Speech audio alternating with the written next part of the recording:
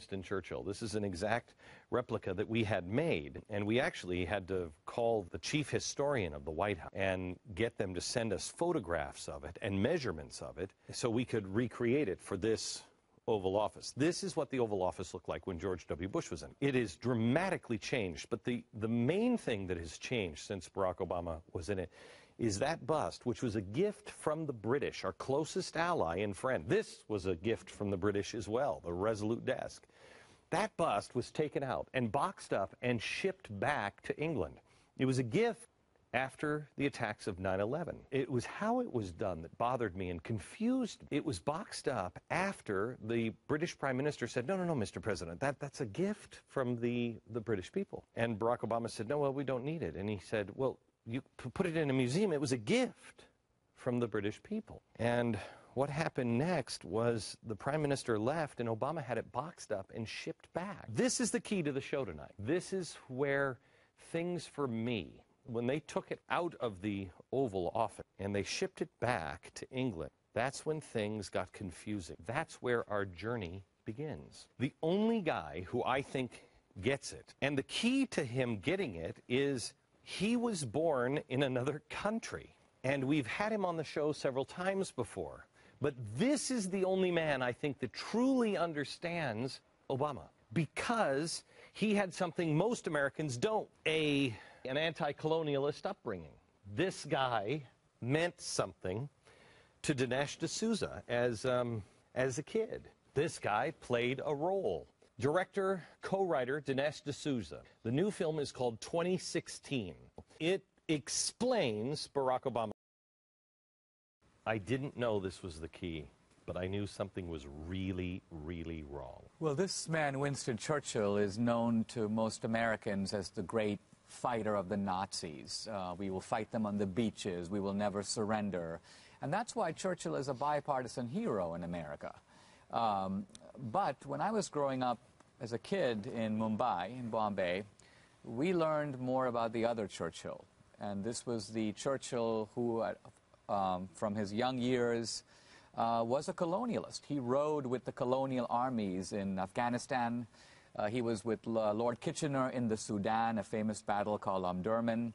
Later, he became the colonial secretary in charge of all the colonies. Now, interestingly, with Churchill, when he met Gandhi, India's anti-colonial leader, Churchill said, I will not be the prime minister to preside over the liquidation of the British Empire. And in the 1950s, when Obama's father was growing up, there was an anti-colonial uprising in Kenya. Obama's father was arrested, his grandfather was detained, and it was Winston Churchill who had been re-elected as Prime Minister of Britain. He sent in the British troops that crushed the anti-colonial uprising in Kenya. So Obama has good reason to hate this guy.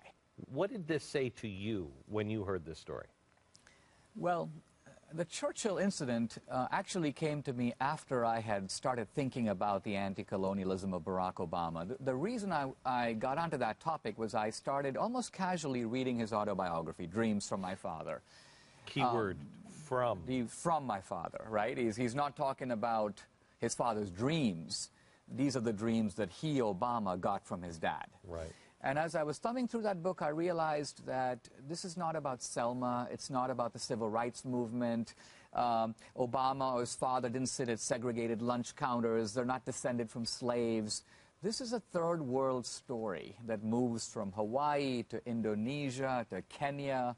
And I realized, Obama's talking about rickshaws, lepers, kids crossing the road, the smells of funny types of food. And I'm like, wow, that's what I grew up. That's the familiar sounds and smells of the Bombay I was raised in. So as I began to think about Obama's ideology, when this incident came up, it became a sort of a test for me, a confirmation that I was on the right path.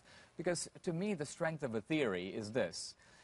Can it explain facts that no other theory can explain? So people will say, Obama's a Muslim, Obama's a socialist, Obama's this, Obama's that. But this theory, this fact, the Churchill bust, the anti-colonial theory explains, and all other theories fall short. So to me, it was an eye-opener. Right. But it is the anti-colonialist. I mean, his father and his mother were Marxist as well. Well, remember that anti-colonialism burst on the world in the 50s and 60s, and the Cold War was raging, and for all these newly independent countries, they wanted to be anti-Western, anti-British. America had been coming to the forefront. So how do you be anti-Western? Who was America's enemy? The Soviet Union. So it became natural for all these guys to say, we're against these guys. We embrace the Soviets. We embrace socialism. We go the other way. And so Nehru went that way, Sukarno in Indonesia, Nkrumah in Ghana. This was the world I grew up in. My father felt this way. My grandfather felt this way. So when I read Barack Obama felt this way, I'm like, that's the way the world was for a lot of these people. Yeah, there are even conservatives who will say of Obama, you know, he's just a bungler. He's an amateur. He's an incompetent. He's never. They don't. So their point is he keeps getting results opposite to what he intends. That's insane. And I just step back and say, maybe he's getting the results he does intend. Right. That's an easier way to understand a man. So I think the big error with Obama on the right and the left is we all think we're having this policy debate among people who share goals. We all want America to be prosperous. We all want America to be strong. We all want America to be number one. We're just debating how to get there. The message of this film is, wait a minute, there may be one guy, and he happens to be the guy, who is outside that consensus, and for good reason, has a very different agenda. Well, Barack Obama's not a sort of traitor, or he hates America, or anything like that. He subscribes to an ideology that sees America as the rogue nation in the world. What is this ideology? It's kind of a third world anti-Americanism, anti-colonialism. The basic idea here is that the whole ship of the world has gone wrong side up.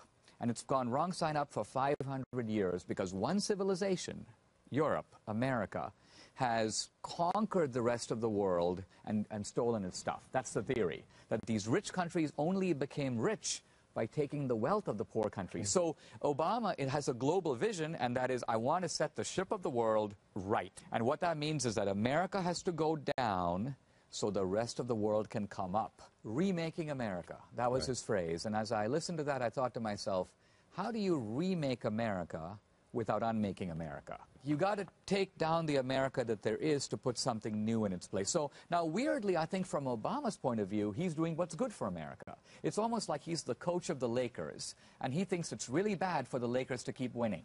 Why? Because it's making them arrogant, it's making them greedy and selfish and exploitative. It would be really good for the Lakers to start losing. So he's calling plays for the Lakers to lose. Now, if we're the Lakers, we'd want to fire this guy, right? But first we have to know that that's his agenda. And the genius of Obama is that he can do exactly what he wants, but explain it in terms that throw us off his path. If I'm a Lakers fan and the guy keeps losing, do you have to know his agenda to want him fired? No, you don't. 40% approval rating is astounding with this kind of record. He's defying gravity. Right. You have in the movie this amazing fact that Obama figured it out while he was in college, that people would want to help him if he put a mask on, right? Yep. Obama possesses in his pocket what can be called certificates of racial absolution. Now, I don't mean by this simply the fact that he's black, he's African American. That's not the key to it. The key to it is that he's a different kind of African American. He's not Jesse Jackson. He's not Al Sharpton. We're used to black leaders who make racial demands. You're a racist unless you pay me. And that has put America in a very defensive position. Here comes Obama, and he never brings the subject up. He's above it. He's the racial healer. So the point to make here... He's not. No, he's not. But the fact that he doesn't intimidate you with explicit racial appeals is immensely relieving to whites, because whites go, oh, wow, he allows us to believe that we've gotten beyond all that. By voting for him, see, I wondered to myself, why are all these guys like Chris Matthews? Chris Matthews is a hardcore guy. I mean, he grew up with Tip O'Neill. He's in the docks of Boston. He's a tough guy. But when he talks about Obama, he's got a tingle. He says, oh, I got a tingle down my leg. He begins to talk in a very effeminate way. Now, why? I think it's nothing to do with Obama. It's Chris Matthews able to say that by my supporting Obama, I'm patting myself on the back. I'm a morally wonderful human being because I can vote for this guy. So this is Obama's secret weapon. He disarms us. I think Obama wants to reduce America's footprint in the world because he thinks we're stepping on the world. So what he's doing is encouraging anti-American forces in the Middle East. He used force to push out Gaddafi in Libya. And he used diplomacy to push out Mubarak in Egypt. Now, what did those two guys have in common? They were both doing business with the United States. Gaddafi is no friend of ours, but he was behaving himself since 2002. Mubarak was probably our greatest ally in the region, not counting Israel. Meanwhile, Obama refuses to use force when there's massive casualties in Syria. Didn't even bring up Iran. There were... Iran, you had bigger demonstrations than Tahrir Square. Yeah. And Obama says, no, oh no, not only did he not intervene, he told the rest of us to be quiet, let's be calm, and all of that died off. So what do Syria and Iran have in common? They're deadly enemies of the United States, and they are allied with each other. So the only consistent explanation for Obama's double standard in using force over here, but not over there, pushing this guy out, keeping that guy in. The name of the documentary is 2016. What does Israel look like in 2016? If I were an anti-colonialist, I would say that it is not enough to have a Palestinian state. It's not enough to give the West Bank and Gaza back. Why? Because the anti-colonial view is that Israel itself is the little colonial power, the little American surrogate sitting and occupying Muslim land. So if I was an anti-colonialist, I would think, what is a clever way to get rid of Israel, to return the whole of Israel to the Muslims? Now, I think I would know the Jews aren't going anywhere, but I would think of ways like, what if I were to support a right of return for Palestinian refugees? What if I were to make it so that Muslims would be the majority in Israel? Then the Jews would be a minority in their own country, and it would cease to be a Jewish country. And I could achieve that result by demanding democracy. Everyone has an equal vote. Just as if I wanted anti-colonialism in the Middle East, I would demand that Saudi Arabia have a free election. I'd say, royal family, we've seen it now in Egypt. You put yourself on the ballot, you run against the Muslim Brotherhood, and let's see who wins that election. So we look at the Middle East, there are three important countries. There's Iran, there's Egypt, there's Saudi Arabia. Iran has been in the hands of the radical Muslims since '79. Egypt is in the process of transporting itself into the hands of the Muslim Brotherhood. Who's left? Saudi Arabia. So if the radical Muslims get that one, they have Mecca, they have Medina. One more quick thing. You have a piece where show Barack Obama sitting with Medvedev, the Russian president, and he leans over and he's, listen, I need some more room here. I'll have more room to maneuver. Chilling, bone chilling. Medvedev says, I'll transmit the Vladimir. And I stand with you. Yeah, and I stand with you. What does that imply? Well, that implies at the least that he has a hidden agenda. We may not know what that agenda is, but the clear meaning of what Obama's saying is he's saying, look, Medvedev, there are things I want to give you. And he's talking about missile defense in this case. He goes that if I were to tell the American people what those things are, they might not re-elect me. So wait, give me space, give me flexibility, his actual words, so that I can do these things after I'm re-elected. Remember, in the second term, a president is not tethered to public opinion. He becomes his own man. So weirdly, I think, despite all we've seen about Obama, we haven't seen the full Obama. Do we, that's frightening, do we survive 2016 if he's elected? Well, I think that we do not survive as, I mean, the risk is, will America still be a world superpower? That's question number one. The second is, what about America's wealth? Now, I mentioned in the film, this is directly from the Federal Reserve, American wealth from 2007 to now is down 40%. So that's almost half. If American wealth were to drop another 40% in the next 4 years, that would be a total decline of American wealth of 66%, not 80%, but 66%. America would cease to be a first world country, because this is happening at the time when other countries are dramatically coming up. Brazil, Indonesia, Chile, India. So America would essentially drop back into the also-ran of nations, which is to say we would be exactly in the position that the world was in 1500, before colonialism. There was no superpower. There were multiple nodes of that was good. influence. That was That's good. the world I believe that Obama wants.